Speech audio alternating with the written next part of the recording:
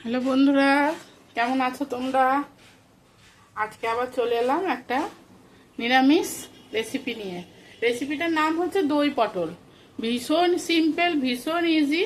আমি সব রান্না একটু ইজি ওয়েতেই করি। তা আজকে দেখো আমি কেমন করে দই পটলটা করব।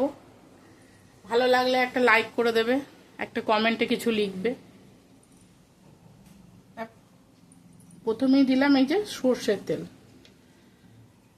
ভীষণ সর্ষের তেল দিলাম। এই সর্ষের তেলটা গরম হোক।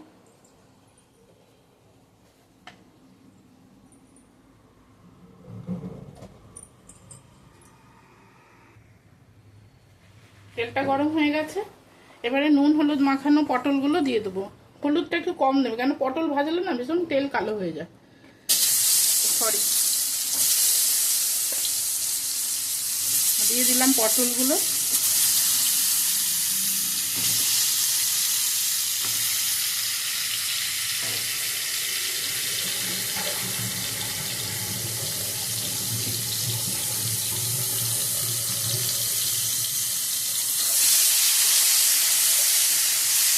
এবারে পটলগুলো ভাজা হোক একটু একটু করে, গায়ে রং ধরে যাক,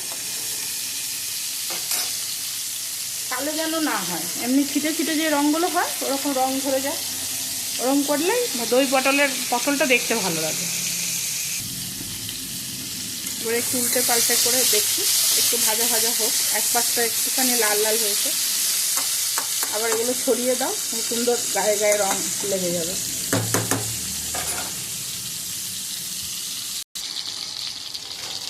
একটু লাল লাল হয়ে গেছে এটা। এই উল্টে পাল্টাগুলোকে একটু লাল লাল করতে হবে।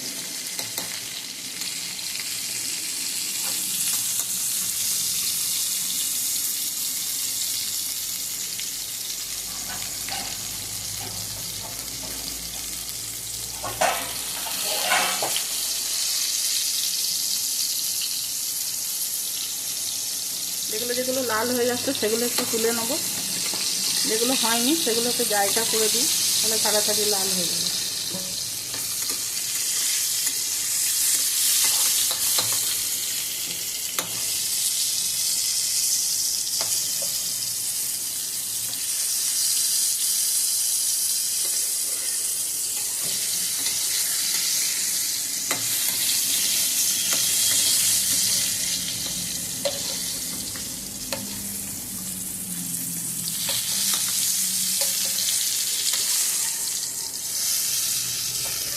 ছিটে ছিটে লাল হয়ে গেছে। এবারে ফোড়নটা দিয়ে দেবো।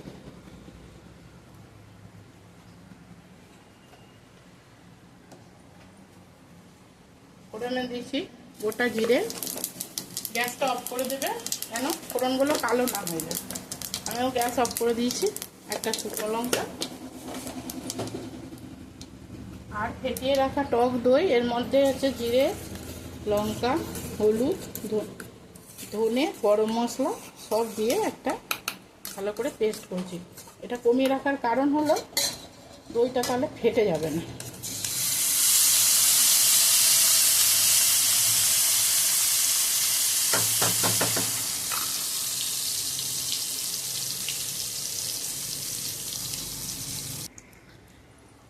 এবারে গ্যাসটা আবার জ্বালিয়ে দেবো।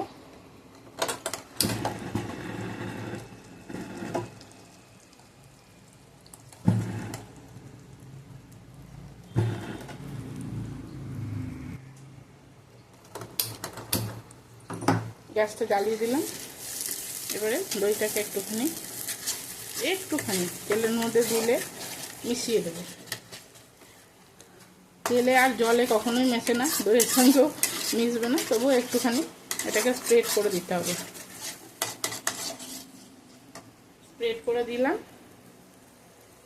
এই যে তেলগুলো উঠে গেছে উপর দিকে। এবারে আমি ভেজে রাখা পটলগুলো এর মধ্যে দিয়ে দিলাম।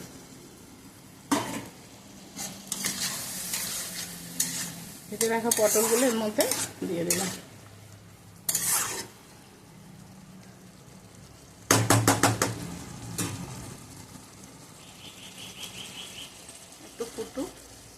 নুন তো দিতে হবে, আগে নুন দিয়ে মাখা ভেজে রাখা আছে, তাও একটু নুন দিয়ে দিলাম।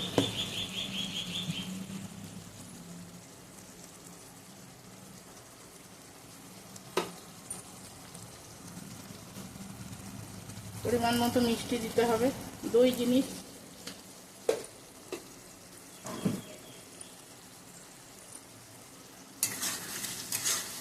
একটু ফুটুক, এই যে ফুটে উঠেছে, দেখেছো কত জল বেরিয়েছে। যারা যেরকম গ্রেভি খাবে তারা সেরকমই রাখবে, আর একটু ঢাকা দিলে একটু তো গাঢ় হয়েই যাবে জানো।